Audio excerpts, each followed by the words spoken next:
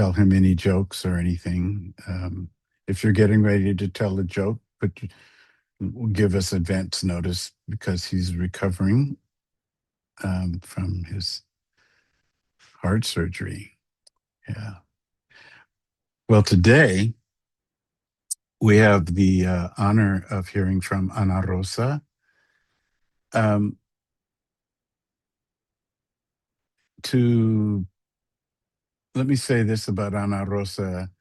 Um, a few years ago, after the genocide ramped up in um, Gaza, but also in other places like Sudan, she wanted to.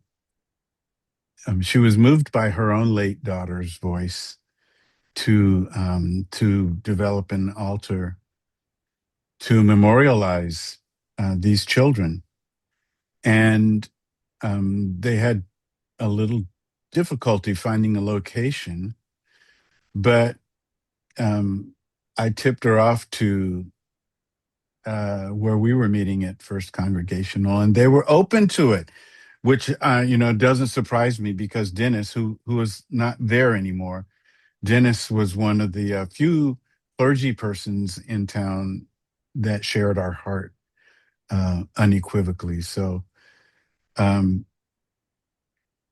Ana Rosa has drawn together this group of women, the Mary Collective, and group of women and me. Somehow I ended up being a part of it. And I have since told people um, that in my inability to find solidarity with people with power and titles, positions, whether they are elected, whether they are the ostensible voices to power among clergy, the inability for me to find solidarity there, I found solidarity with what I call my people, which includes the Mary Collective. It includes Ana Rosa. And there are others, the NAACP board and this community. And, I'm not making any pretense about the performative effort that was required that was, I don't know if I want to use the word futile, but it just didn't get off the ground, developing solidarity with people that were needed in our community to be bold um, voices of advocacy. But we are honored to have Ana Rosa as a part of our community.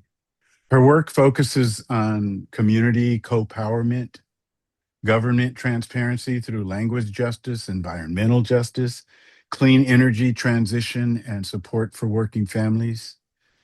She is the chairwoman for the Santa Barbara County Equity Advisory and Outreach Committee. Ana Rosa is also the environmental justice representative on the Environmental Justice Workforce Alliance coordinating team. She has formed a community cumulative impacts commission. She has fasted to fight public transportation price hikes, pushed for the planting of 1,000 trees, and fought for more green open space in her hometown.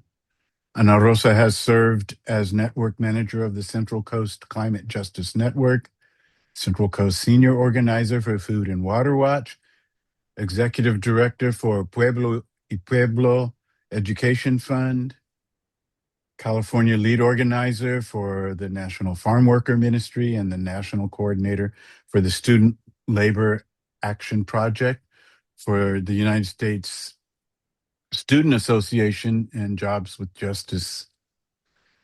Ana Rosa currently works as the California Senior Field Organizer for Greenpeace USA. She recently worked for the United Farm Workers after being a volunteer since 1998. And she's the mother of two amazing kids, one in heaven and one on earth, as she describes them. And she is also a consultant for WATERS, WATERS, We Are the Evolving Root Systems with her business partner, Jean Tong. So, everybody, say hello and just give an enthusiastic welcome and thank you for Ana Rosa Rizo-Centino. Buenos dias. I feel the love. Thank you so much, and I send that love right back to you. So thank you for the gracious introduction, also, Pastor Moore. I realized yesterday that I'm exactly 3 months away from turning 46. And this made me ponder the following questions. The first is, why is it important that my work is in this world? The second is, why is it important that I am the one to do this work? And the third is, imagining the version of me 2 to 3 years from now that stuck through everything and is accomplishing some of the goals that I have in doing this work. What would that person 3 years away um, tell me, looking back at me now? Um, and I would say, for the first question, why is it so important that my work is in this world?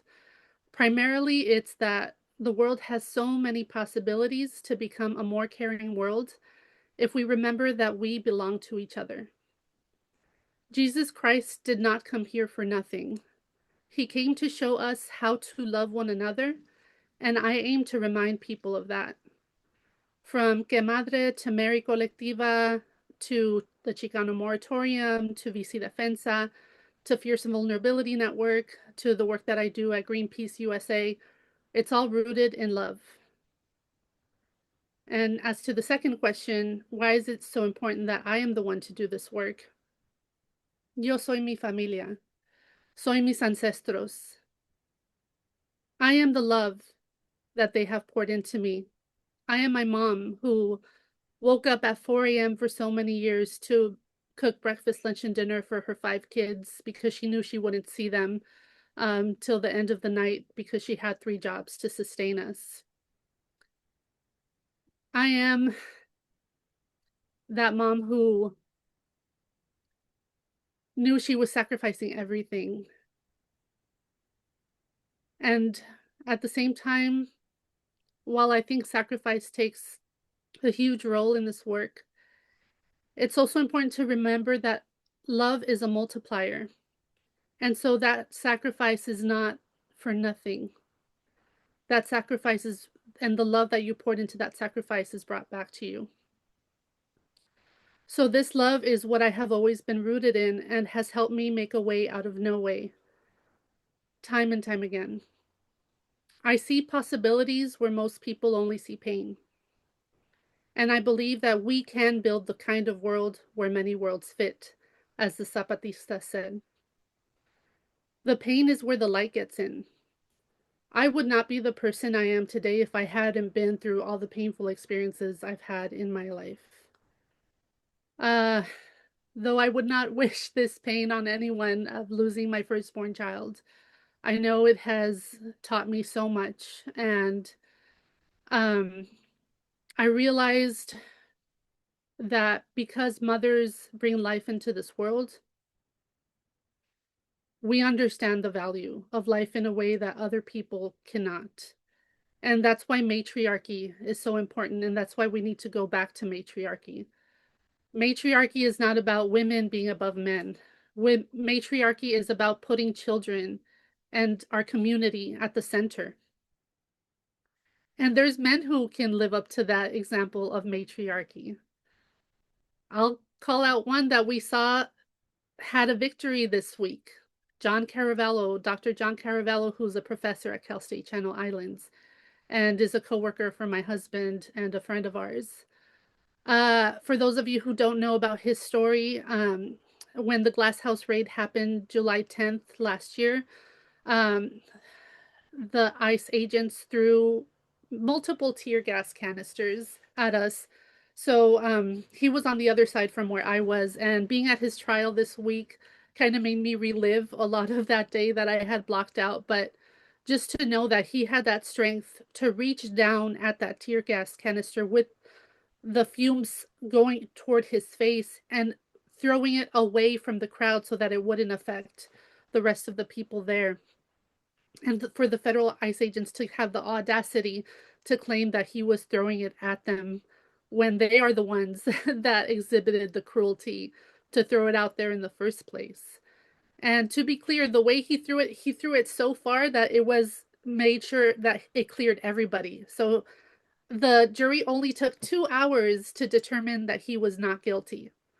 They had no case. That case only made the ICE agents look worse than they already looked and made John Caravallo be seen as the hero that he actually is.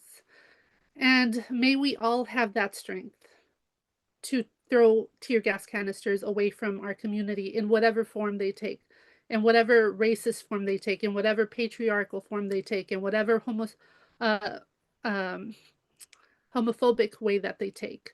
Um, every day we see tear gas canisters, you know, and sometimes it's metaphorical, sometimes it's not tear gas canisters, but it's other things that are trying to harm our communities. And we cannot wait for some later point to stand up.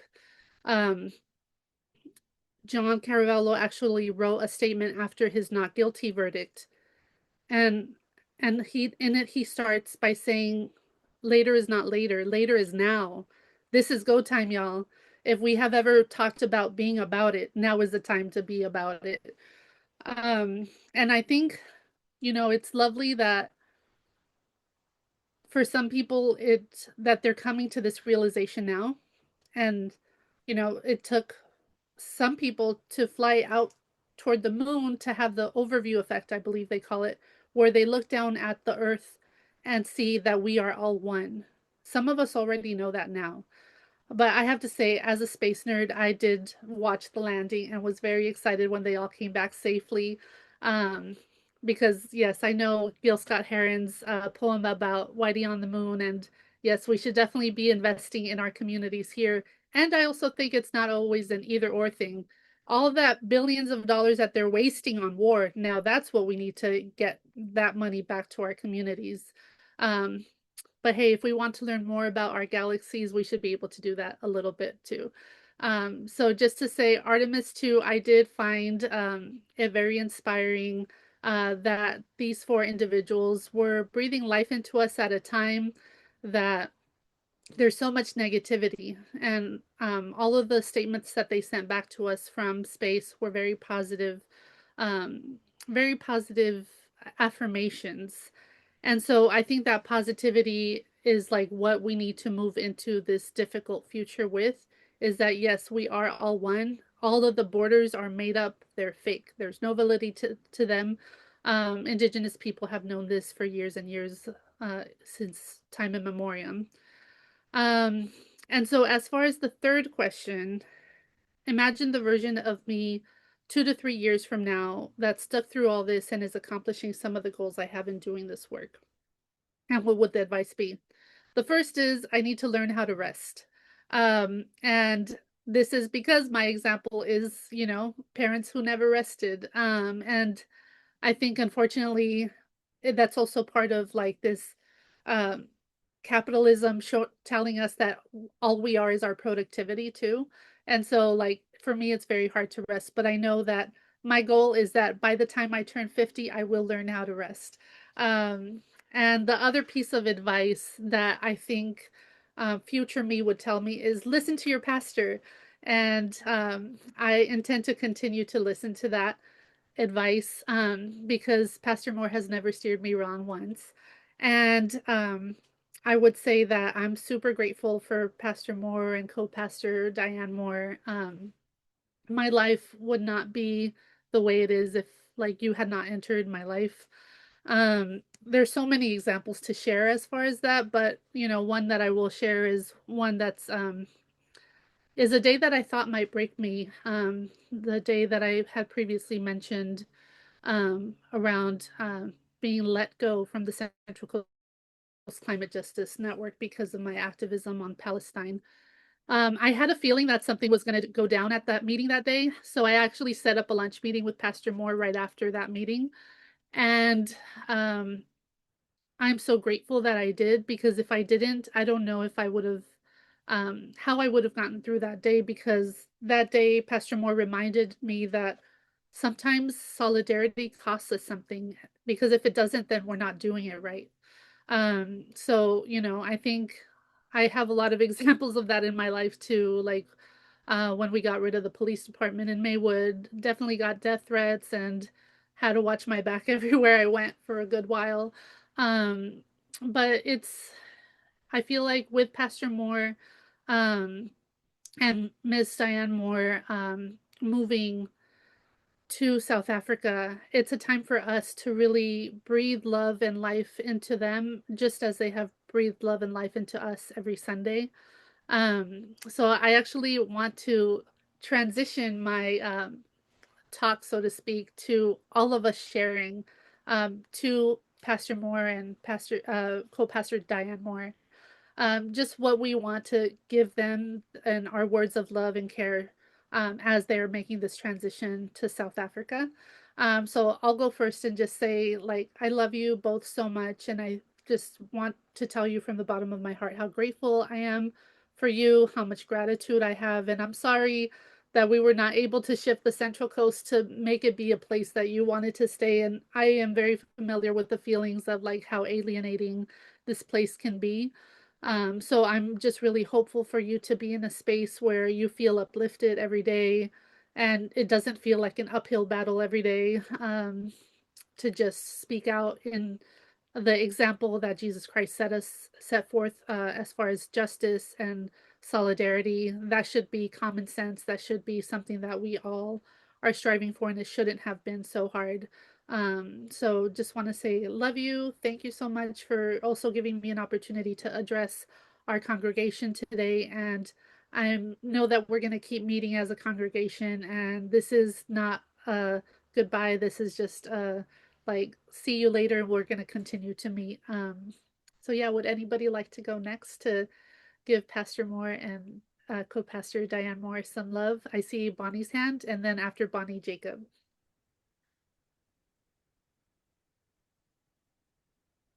You're on mute, Bonnie. Sorry. I'm gonna miss you both, although we'll see each other every Sunday. Um, I think that's just the fact of that we can't meet for lunch or we can't, that kind of thing. But I know we can still use the phone and we can email and we can video chat too. So there is that. But I just wish you well. And I hope you find what you want, what the challenges and the hopes and dreams that you have there. Well, good luck too, is what I want. And you probably won't need good luck because you're cool people. So, but anyway, thank you and bless you. Lots of love, Bonnie. Thank you.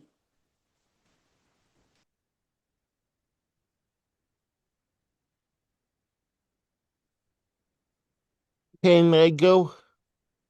Yes, go for it, Jacob. After you, it'll be Dave Clint.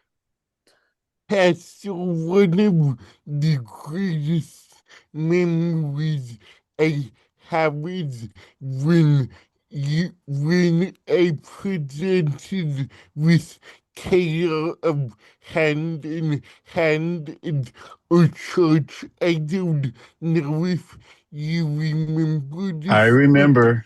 9 months later, you actually texted me because someone in the Hand in Hand community had died, and I had no idea you were part of Hand in Hand. And for me, as a person with a disability, I'm always grateful when people do things in solidarity with me behind my back. And even though this was a tough moment for us all, it was such a gift to feel like you did something in solidarity to me and didn't even tell me about it. So thank you so much. What Jacob's referring to is a few years ago. at his behest, we had a guest speaker in one of our midweek, Kayla Shore, who leads Hand in Hand, which is an advocacy, a California-wide advocacy organization for persons with disabilities, and particularly domestic workers, which tend to be minoritized women, um, especially Latina and Filipina women. And anyway, after that, I stayed in touch and I got enlisted by Kayla to participate in some of the actions, and actually spoke at the funeral. Some of you may remember that there was a woman who filed a suit against United Airlines because of the destruction of her wheelchair and the injury she sustained through the lack of sensitivity towards her as a disabled woman, and she ended up dying. And sadly, and so Jacob didn't even know that I was called upon to speak at her memorial. Um, and that's one of Jacob's. Well, my big memory is Jacob and I flew up to Sacramento to surround Governor Newsom's office and to march with disabled people and but mostly women. Uh, you know, it took 3 times because he vetoed the legislation that gave protections to domestic workers that they didn't have. He vetoed it twice. That they could have sick leave and things like that. It just boggles the mind, but yeah. Julian Quinn? Thank you, Anna Rosa, for everything you do. And Pastor Moore, Miss Diane, we love you. I love you. How about this? I'm going to tell you something. It's so ironic that I went to a Christian program, which I really almost didn't go to because of the fact that it was a Christian program. But I did, and then I met you. And here's my thing. It wasn't because I didn't know Jesus. I had read that book a number of times because I loved arguing with Christians. You know what I mean? I love doing that because here's the truth, man. What hypocrisy. It's not mutually exclusive. You can be love and be disciplined at the same time and say, hey, that's not right. And and that's why I followed, because that was the best example I could see of true Christianity, true Jesus following, was when something was wrong. Just because the church says it's good doesn't mean it is. And if you say, you know what, nope, I don't think Jesus would agree with that, there shouldn't be an opinion on that other than Jesus's. And so I love the fact that you could be a rebel in such a positive way. That spiritual healing that takes place when you own your mistakes and move forward. I went through the process of recovery. And in that process of recovery, I didn't hate myself. I learned about myself and I accepted where I had been wrong. And by owning it, I was able to change it. And then I was able to move forward and help other people with those same things. And what I learned from you was to be me, unapologetically myself. And while you're going across the world, guess what, man? We're right there with you. That's what Jesus, when Jesus wasn't in that tomb, that was a lesson to learn, because he's here. He's right here all the time in every person you interact with. Everything you do, you are Jesus. You're an example of his teachings, and that's how you keep Jesus alive, by being that example, not by reading a book and going somewhere on a Sunday. We do this for community. We do this to show one another that, guess what? We love one another, and that, Anna Rosa, you go out there and you fight the powers, and when Palestine becomes a tough topic, tough shit. Real Christianity gets tough. Real Christianity says, you know what? That's not right. And I may lose my friends, but what kind of friends do I want? I want friends like Pastor Moore. I want friends like Ernie. I want friends like Michael and Linnea. I want friends like Sally. I want friends like Scott, Kenichi, and Sayuri. I want people like Julius. I want people like Caroline. I want everybody in this screen. We are the embodiment of Christ, accepting of one another. That I don't care what religion anybody in this room is. Not one bit. That doesn't even ever cross my mind. What crosses my mind is how are you doing? You're another human and I love you. And I learned that from you. Thank you so much, Pastor Moore. Peter? Thank you. I don't want to take a lot of time, but I'm the new kid on the block, and I'm the newest member. But I also attend another prayer Zoom like this, and there's a lesson from there that I would like to give you as a gift, and that is that there's emphasizing in that group the reality that when we enter into a new adventure by the leading of the Spirit of God, God is already there. He's been at work there for a long time. He's been setting up the infrastructure. He's been doing preparing. He's been building something, and he's just gently uprooting you and taking you over and setting you into something that's already ready for you. Now, I also see prophetically the picture. It probably feels different. It probably feels like a tumbleweed disrooted and floating across the western desert and having no place to be rooted. That's probably the feeling of it. And I would certainly empathize with that feeling. But the reality of it is that the roots of connection that God has for your future, Diane and David, are already well established, deeply rooted in your heart and in the hearts of those people to whom he's sending you to be members of. And he's just going to usher you. I'm not sure. I don't have any wisdom as to whether it's going to be a rough journey or an easy one, up and down, in and out. But I know the end of it, and it's going to be a solid, prepared, ready to go connection that you've been ready for and waiting for. He's been working in your heart. And welcome to the new world that he has already started preparing for you. Thank you, Peter. Your words reminded me of how we arrived here at our kids' house, Jared and Jesse's house, yesterday. Our escrow closed Friday.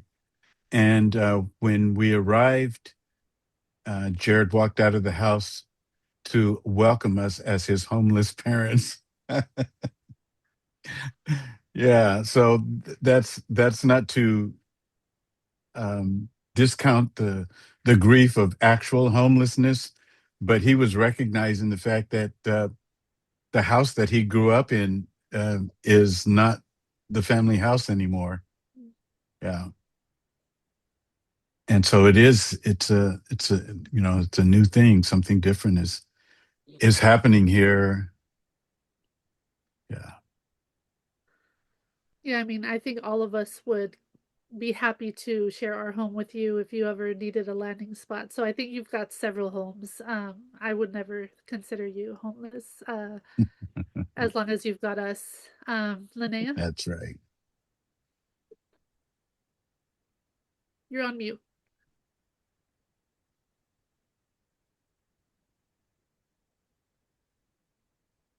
Linnea, you're on mute. So sorry. Actually, I just raised my hand for Ernie because she's, going like that. Oh, okay. So you wanted to get our attention for Ernie. Got it. Okay, Yeah. Ernie. Thank you, Linnea.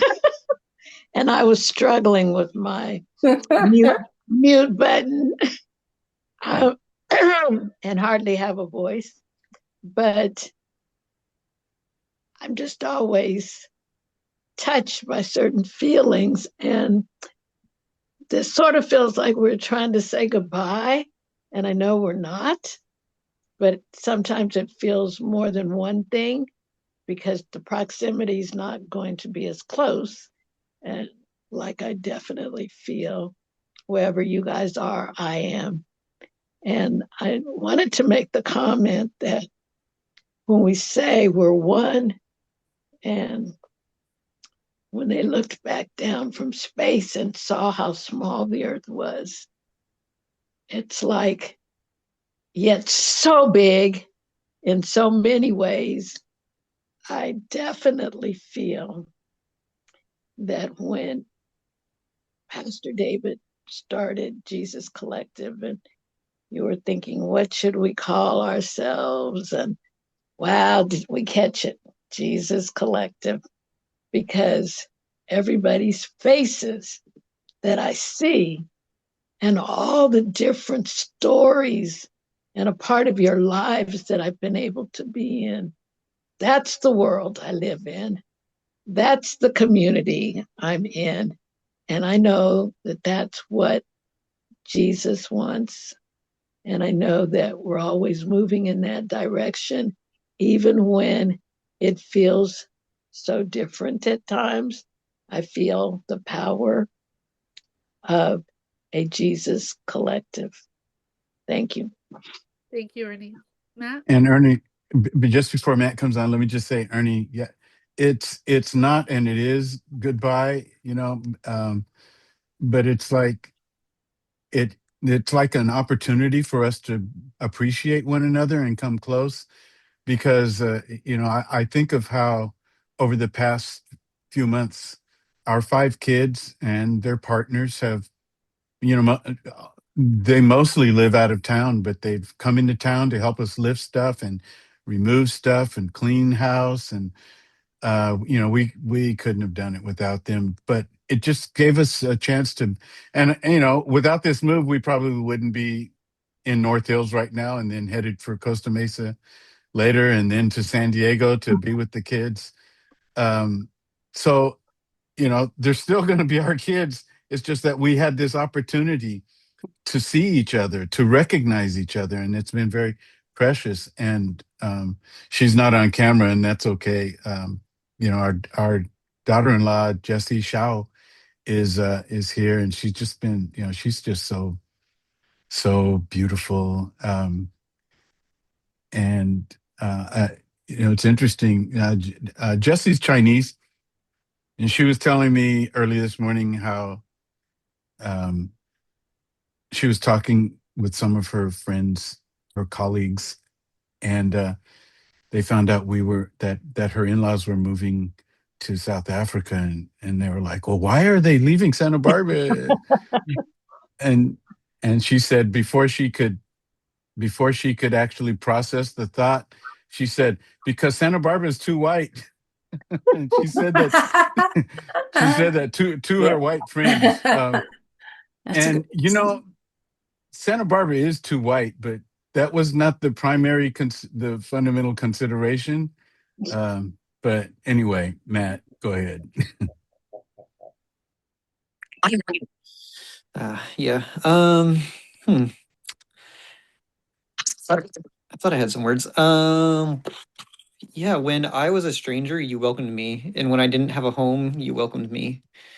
You did that. Yeah, when I was a blind white guy, anti-racist, believing in restorative justice, reaching out to a random person, you welcomed me and you gave me a place to speak. And when I didn't have a home and a place to go to for Thanksgiving, for dinner, for family, you welcomed me. And those moments meant more than you can imagine. Diane taking me grocery shopping, um, and just the times that you brought me in and put your arms around me and told me things were going to be okay. And in those times where I just didn't have the confidence, it just yeah, it felt like the family that I needed in those moments, the support and the unconditionalness.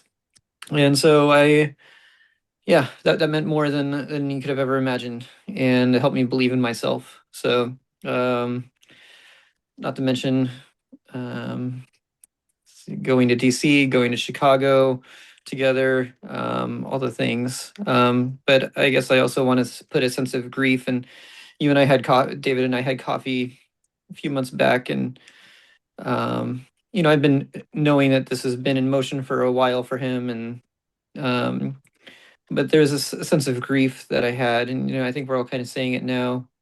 But I expressed it in a way that I wish this town could have a moment to eulogize, to have a living eulogy, kind of in a bigger way of what we're doing now, of Pastor David and Diane, of what they meant to this town. I don't think we kind of know because we're here Sunday in, Sunday out. But David's kind of a legend in Santa Barbara. He's kind of known as the guy with the big afro, but like his impact in this town, like that's how I knew about him. People are just like, oh, you need to connect with this guy. You need to, and I heard 3 or 4 different people say that, and I'm like, all right, I'll reach out to him. And then I reached out, and he welcomed me in, and welcomed me into family, to kinship, and yeah, we've done so many family things, from Thanksgiving to putting. Well, I guess we didn't get arrested together. That was a different situation. But protesting, getting together, and going to different states, and doing what we do. So yeah, that is family work, and so we did that, and I look forward to doing it internationally with you now. So Can I call you back? Yeah, we have shared hotel rooms in those cities. Yeah. Peter, then Julia, then Caroline. So, as I was thinking about what to say, and excuse me if I'm not quite coherent, um, I just remember back when I first met David, and Michael and Anea invited me. This was right before COVID started, to Church for the Nations for a service. And I was just struck by just the friendliness of the congregation and how social they were, and then we went into COVID, and we continued to meet under that church name in the evenings. And then I remember in January of 21, after Dave and Diane left that church, we began Jesus Collective, and I remember so clearly meeting and talking about mission statement, and kind of wordsmithing that. I remember Margie was right in the middle of that, making comments, and and then of course these two groups, the New Covenant Church, that had been more of a longstanding group with David and Diane, merged with our new group, and that's what this is we have here. I think one of the things that I'll really miss is our occasional get-togethers. Hopefully, we can figure out how to have sort of an individual potlucks while we meet sometimes, and everybody maybe brings some food to the Zoom meeting at the end, and we can just sit and just chat like we do, like we have on Sunday mornings after services. I know that meant a lot to a lot of us, and you know, hopefully there's still closeness that we can share together, even though we'll be far away. I know a lot of people have commented, and of course, they probably know more about this than I do, but um, David, your being far away is certainly your path that you're taking, but just know that you'll be missed locally, even with all the wonderful connections that we can still continue to make with you. Thankfully, this group will have probably one of the better conduits to have those communications. But I'm sure that, as you mentioned earlier, with Jacob's friend, you know, some of those will be missed, unfortunately. But I know that you and Diane will make new friends where you go, and you'll find new ways to interact and to support those around you. So, along with being in this group, I know that you'll have great adventures where you're going. Thank you. Thank you, Peter. Yes. Yes. And good thinking, making, being creative about connecting in person. That's good. Yeah. All right. Caroline, and then Julia. I think I'm just reiterating what a lot of people have said. Like, um, I remember like one of our physical meetings, just thinking, like, looking around the room and seeing everybody here, and just thinking, this is the world I want to live in. You know, this is what I want the world that we live in to look like and feel like, and it's precious and it's rare, and I just, it's been one of the most joyful things in my life having this group. And I know it'll continue, but we'll miss you. Miss you both. Well, Caroline, your journey is a testament of being connected across distance because you're in upstate New York and here you are. So you showed us it's possible to maintain Yeah. our connection. But I do recognize that there's still a lot of grief that people are holding. I know I prayed for the strength to be able to like do this because I was still so stuck in that grief of like, no, I can't imagine the Central Coast without Diane and Right. David. So, you know, my call to action, because every organizer that's worth their salt always gives a call to action, is that instead of seeing this as an ending, this is our opportunity to expand our impact, right? So this Yeah. is how we will do it, because now we've got Pastor Moore and Miss Diane out in South Africa, and we will be able to multiply that effect that we want to create in the world. And I saw that Julie and Clint had their hands up, but I think they fell off of Zoom, so I'm not sure. No, I'm here. Oh, you are? Okay. I thought I was looking for you and I couldn't find you. Go for it. I'm sorry. I wanted to say to Pastor Moore and when I first wasn't even first met you, it was Clint that tried to get me to go to church with him on Zoom, and it was like, I don't even, who asks another woman want to go to church with me? Like, no, you know, uh, but I was intrigued. I was intrigued. Like, he's asking me to go to church with him. He's like, you got to meet this pastor.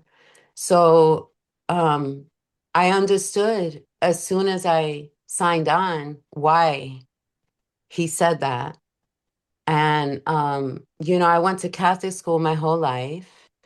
And so my idea, it's like Fathermore, you know what I'm saying? And then I need to, So I'd never been around a pastor who didn't have the robes on and who I never met anyone who talked like you. You know what I mean? It was just so different, so intriguing. And at that time, I was in Connecticut, and I would have never in a million years, even though I felt like it, I think I want this pastor to marry me and Clint.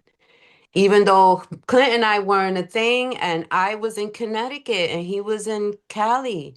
And here I am now with you guys. You know what I mean? Where it started, where I would have never even thought that I would have met you, much less you did marry us. You know what I'm saying? So, I'm so grateful. Not only that, but you are like the ribbon on the gift that ties it all together. You know what I mean? You brought us all together. I would not have met any of you guys, much less Ana Rosa. You know what I'm saying? So let me bring it back to Ana Rosa and say thank you so much for sharing of yourself all the time when you share, When you were sharing, you were rocking back and forth a little bit like this, you know? And I- it brought me to tears because I used to do the same thing. Sometimes I still do because I'm holding a lot, you know what I'm saying? That makes us who we are, I wanted to put my hand through the screen and just touch you, and and let's be still together. You know what I mean? Be still. Here we can breathe. And talk about pick up the tear gas. You know what I'm saying? I see you throwing your tear gas at me. I'm gonna take a deep breath. I'm gonna go right in there and watch me throw it beyond. Like, I like how you said that he didn't throw it at them, he threw it past them. You know what I'm saying? Threw it above your head, because I'm better than that. So, like, I love that we've been brought together, and that I get to learn from Ana Rosa because of Pastor Moore. You know what I mean? God is the matchmaker. So you have people to meet over there, and we'll still see you the same way we were in Connecticut. Now I'm here. You know what I mean? We'll stay together. And like somebody else said, God is always in the passenger seat. We're always in your back pocket. Ah, Well, well, thank you all for sharing. Pastor Moore and Miss Diane, how do you feel? let's see. Diane, you wanna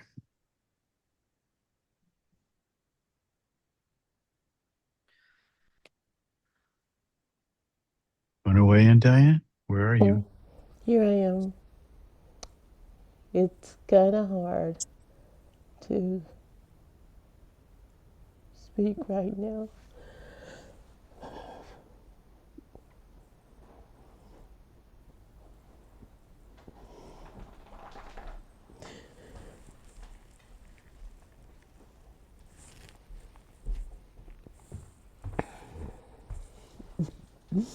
That's my We girl. love you. Yeah, I love you all so much. And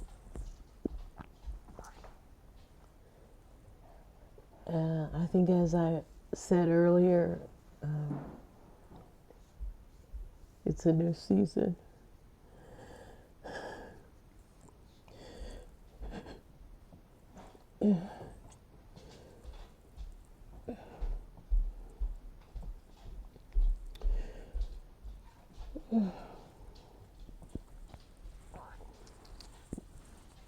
And earlier this week, I received the sweetest text from Julia, just affirming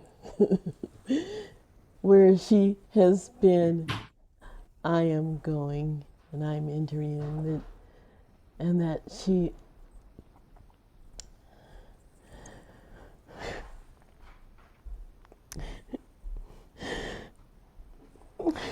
she under she understood my pain, even though I know that my daughter-in-law just brought me 2 boxes of Kleenex. even even though I forgot what I was going to say.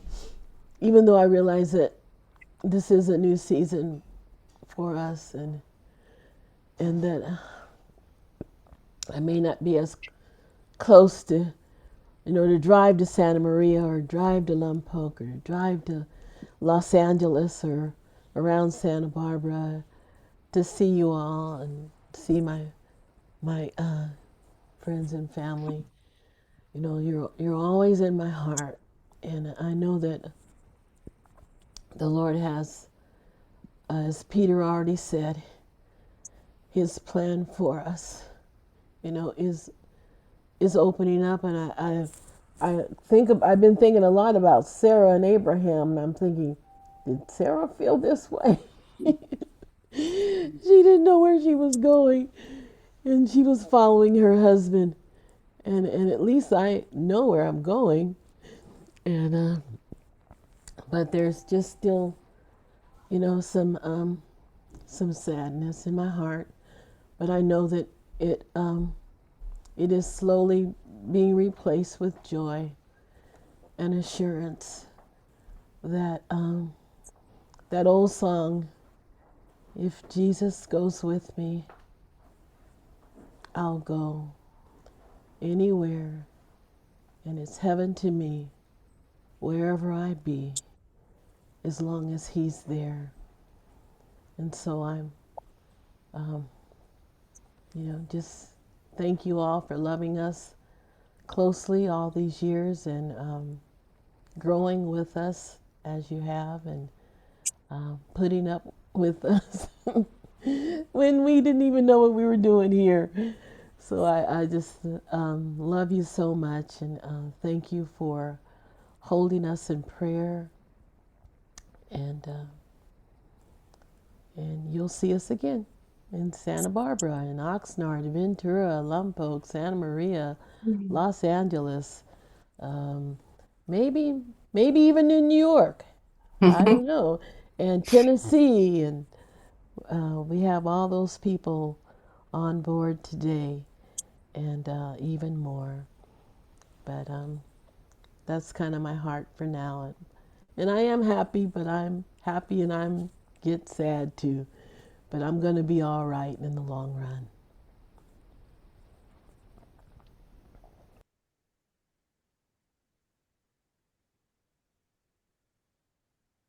I'm seeing Rosie's hand, but I don't know, Pastor Moore, did you want to go before Rosie goes? Let Rosie go ahead. Okay. And Sayuri too. I am just so emotional. But you both know it. You both know it. There are no words to convey the depth of the love that I feel for you and how grateful I am that we are familia. It's been so many years back. Oh, Sissy, when you blessed me with that photo book.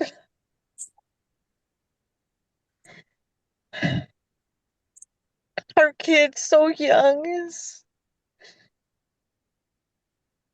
mi buen pastor. You baptized 3 generations of us, including Boloquito. There's too much to say, and I think I just will stop with. I know I'm gonna see you. I'm going to visit you. I said it so many times, and I feel it in my heart that I will visit you. This is not goodbye. Like Ana Rosa said, hasta luego. Hasta Hasta luego. luego.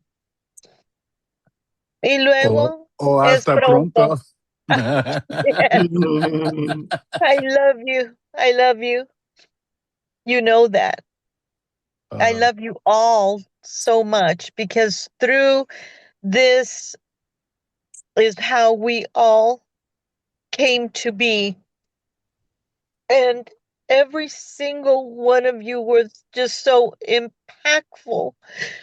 Continue to be so impactful in my heart. And I know my family's from watching my beloved, precious Ephraim, visiting and just loving. Thank you. It's not enough. It's not enough. Sayuri, Sally, and then Pastor Moore? Or Pastor Moore, did you want to interject? No, I'll wait. Okay. Diane, it's me, Sayuri. I'm prophesying over you. Diane, you are going to be pregnant. And you are going to have another child, for sure. Yeah, spiritual child. And I know I am one of your children. And we are all multiplying everywhere. And yeah, PD and Diane, you guys made me a person.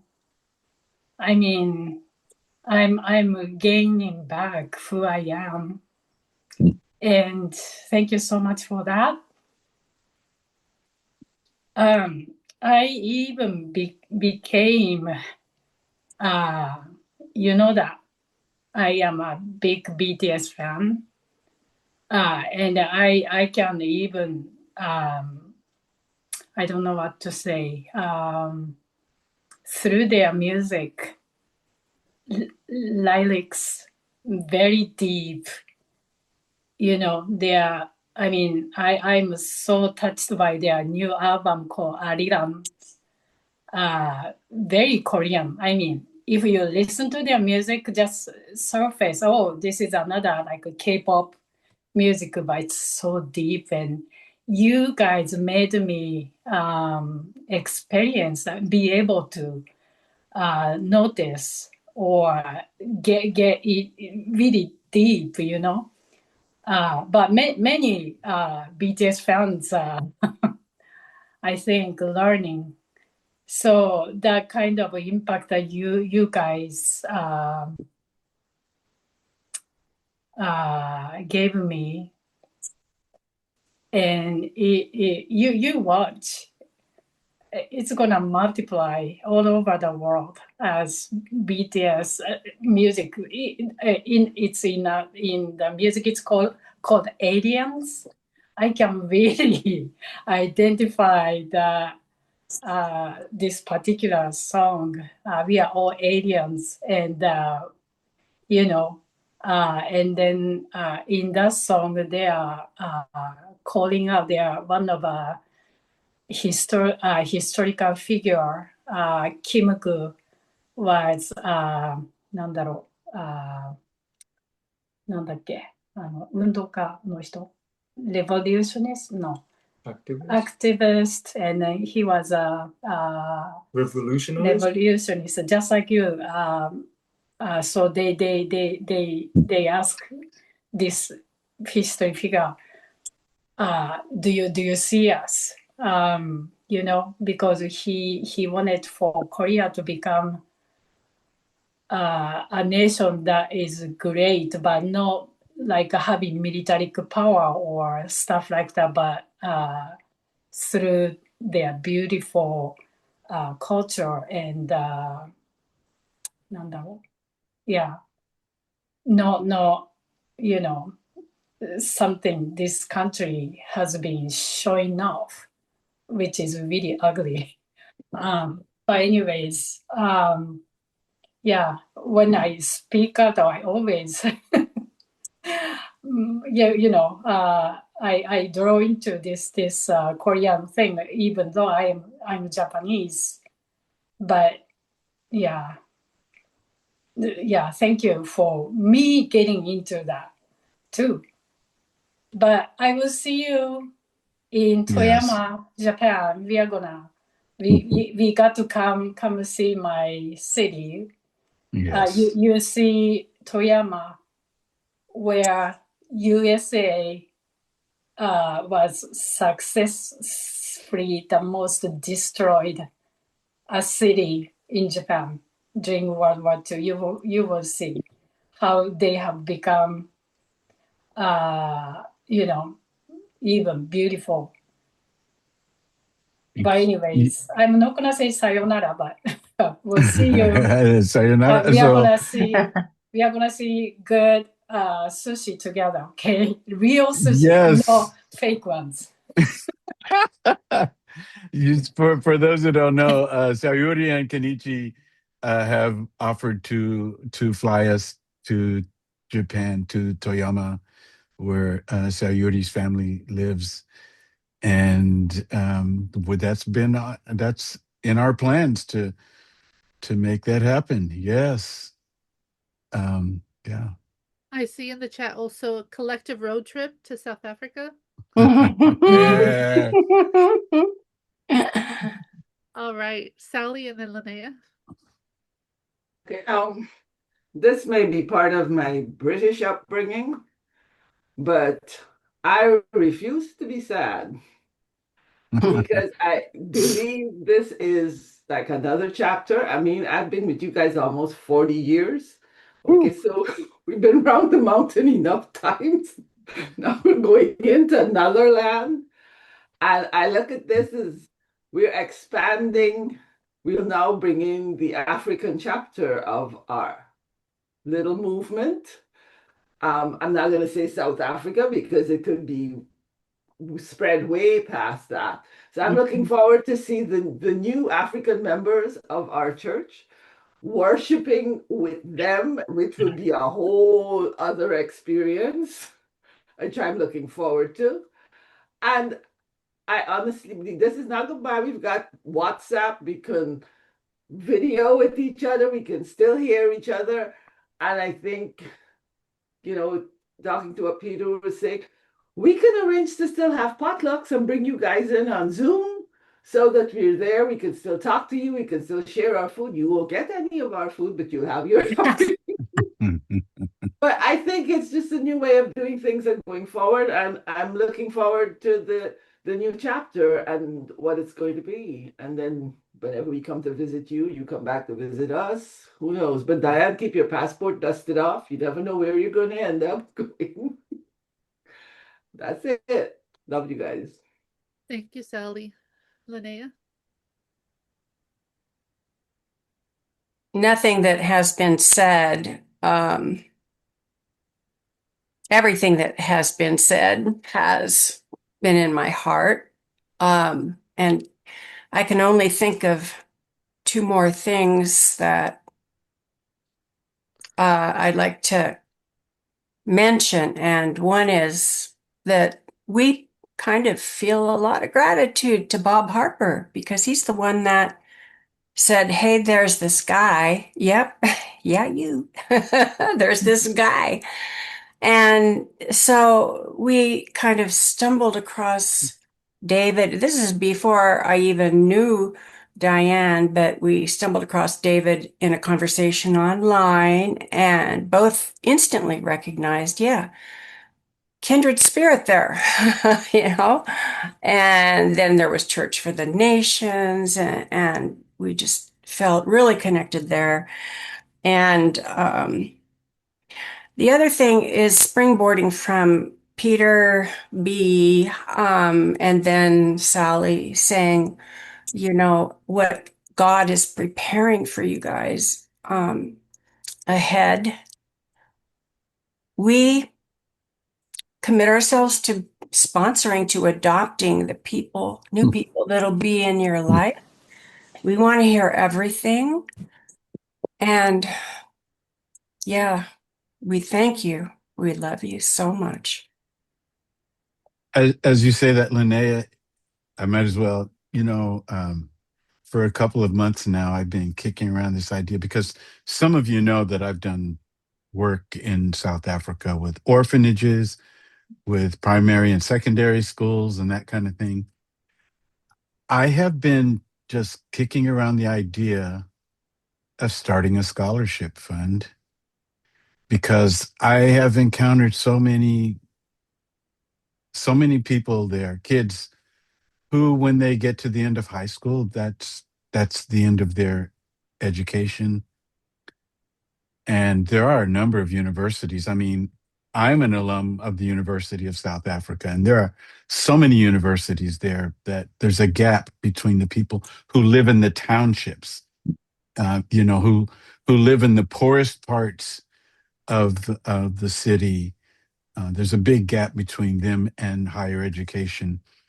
So I didn't know if I wanted to do that or not, or how much work it would be, but just know that it's the seed of it has been in my heart.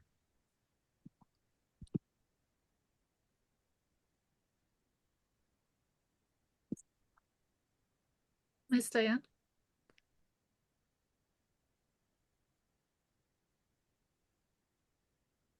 Your hand was up, so I thought you wanted to say something. You're muted. Oh. No, I was just saying, I don't know what I was saying, but no. Okay. I think it's back to you. All right. Well. Oh, Hasmeen lifted her hand briefly. I don't know if that's. Do you still want to talk, Hasmeen? Yeah, just because I second what Linnea was sharing. First of all, thank you for everything that you brought today. Ana Rosa, and thank you for who you are. And Brother Clint and Sister Julia, what they shared when the conversation started and what Matt shared, just all of these things have just been resonating in my heart so heavily. And I know that Mommy Diane and Pastor Moore know that I love you guys so much. You've been such a integral part of my life, not just like my life, my childhood, my um, life as a younger adult, and now, and becoming a parent. And like my mom said, you just um, baptized my baby boy, and it was just another topping on this beautiful relationship that we have had and will continue to have. And I'm so grateful for everything.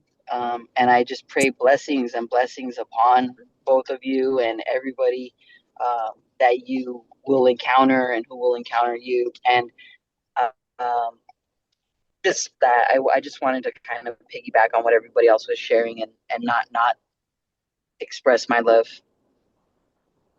I love you guys. We love you, Jasmine, mija.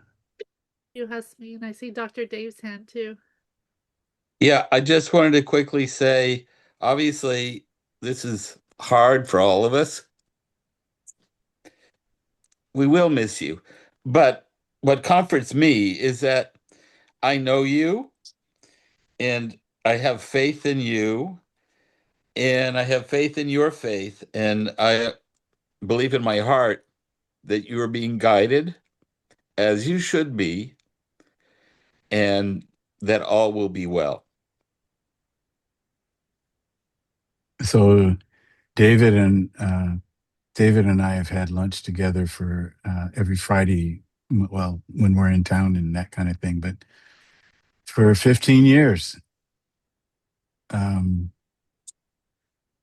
So that's something that we will miss, and I'm very Amen. grateful for our friendship. You could still Zoom. You could still Zoom and meet. Thank goodness for Zoom. Well, anyway, Yeah. thank you so much for everything, and God bless you. And we wish you nothing but the best and expect nothing but the best for you. And look forward to seeing you in Cape Town. Thank you. We look forward to that. And, I can't remember who was, well, two or three people have mentioned about, the connections that we will develop. I'm not going to really try to make things happen in South Africa, because when we left Oxnard, people were, there was someone on the board was really enthusiastic about the possibilities about what we would do next. And at that time, I said, I just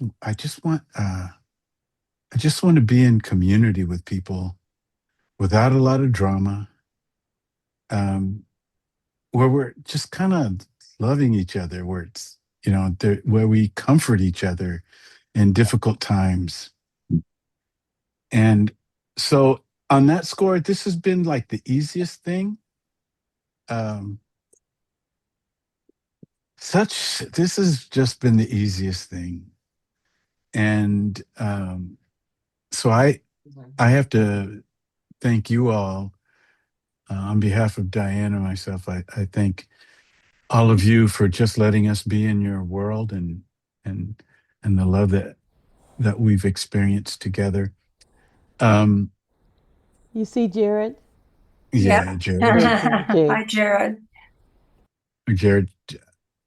Jared's not here though. He's remote, right? Yeah, he's on Zoom. Yeah, he's on Zoom, but he's okay. So, hello, mijo. Um, so, uh, yeah, so whatever connections are made, they're going to be really organic and healing, just like this. Um, if there's a mission, it's the mission to love one another, be together and heal and support and encourage and fortify, and sometimes challenge and correct, but yeah, with tenderness and love. Um, so Ana Rosa, you said when you were talking, you said that one thing that you have learned is to listen to your pastor. So let me just say, I know what it's like. I can relate to you saying that you're going to, in the next 3 years, you'll look back and say that you learned how to rest. And I think that I'm not dissatisfied with my capacity to find rest here and now. Um, it's just a part of life. It's Sabbath. Um, but at the same time, it may seem like a contradiction. There is a level of tiredness. Um, and it goes with what I said earlier about the effort to live in solidarity with people with with ideas that were not consonant with living in solidarity, and then looking around and seeing, wow, my people.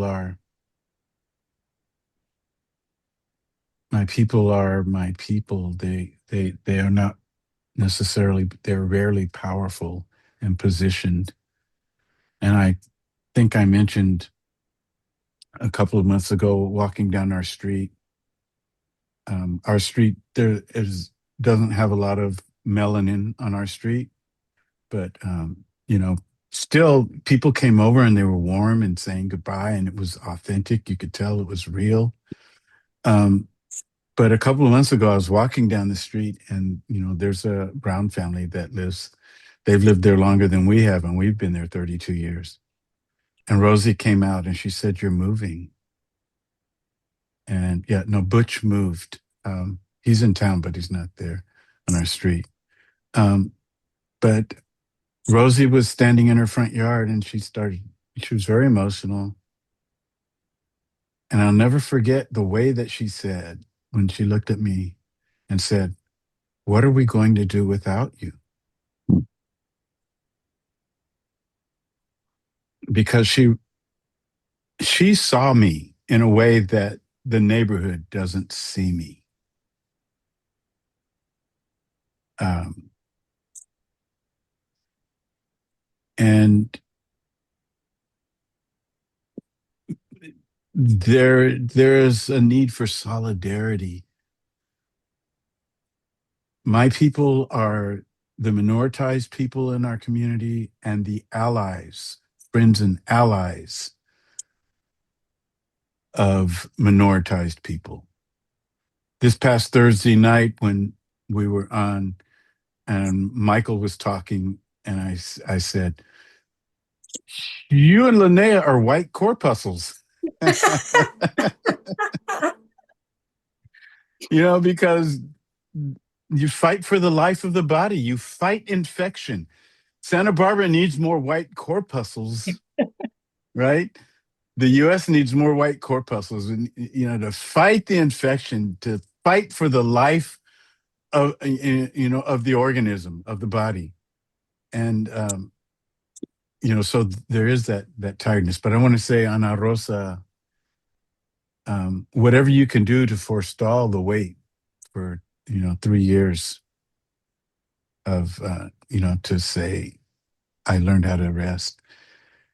I hope you can make it happen now, that you will breathe, you will isolate yourself from activity sometimes. Just pull away from the crowd, pull away from the responsibility. If you have to drop it, if it feels like it's going to break when you drop it, try to prioritize yourself over the project, your well-being, your sanity. Yeah, let that be first. Even I know you have a marriage, you're a mother, but I would just encourage you to find your rest, take care of you. Yeah, and thank you for today. So Bob is going to. I'm grateful that Linnea mentioned Bob and Margie earlier, but take it away, Bob. You're going to lead us in communion today. Okay. Well, first, I just want to say this, David, you are the most Christ-like person I know. Oh, no. You are. You are so, you are gentle and you are relentless in your pursuit of justice, mercy, and love. I have seen you do that in an audience of people who were not necessarily friendly to you. I have seen you do that one-on-one. I've watched you week after week here do that time after time. You so gently present us with the truth. You so gently lead us forward. So God bless you. Hey, that's how I see you and Margie, honestly. I mean, Yeah. Well, we love you, and you're kind to say that. If everybody would take their elements, I'm going to read the passage from 1 Corinthians, and then I'm going to pray. But I just want to say about this passage in 1 Corinthians, it's a call to live in the kingdom as opposed to the empire, but it's also the ultimate community event. If you think about it, on any given Sunday, maybe 2 billion people are in some fashion celebrating communion, that unity of the Spirit. And as David and Diane, as you move physically many time zones away from us, yet when we share this, we all share this together in the body of Christ. So let's pray together. We come before you, God, to thank you for today, to thank you for the chance to be together. We thank you for our friends, Pastor David and Pastor Diane. We love them, and we ask that you would be with them. We ask that you would walk before them as they make this move to a new land. We ask that your blessing would go before them. We ask that you would enable them to even enjoy some of the fruit of their long and fruitful and wonderful ministry. We thank you for the communion that we can share this with one another in the Spirit as we celebrate what Jesus did for us and what he will do. Amen. Amen. Amen. For I received from the Lord what I also passed on to you. The Lord Jesus, on the night he was betrayed, took bread, and when he had given thanks, he broke it and said, "This is my body, which is for you. Do this in remembrance of me." In the same way, after supper, he took the cup, saying, "This cup is the new covenant in my blood. Do this whenever you drink it in remembrance of me. For whenever you eat this bread and drink this cup, you proclaim the Lord's death until he come." Amen. Feel free to partake.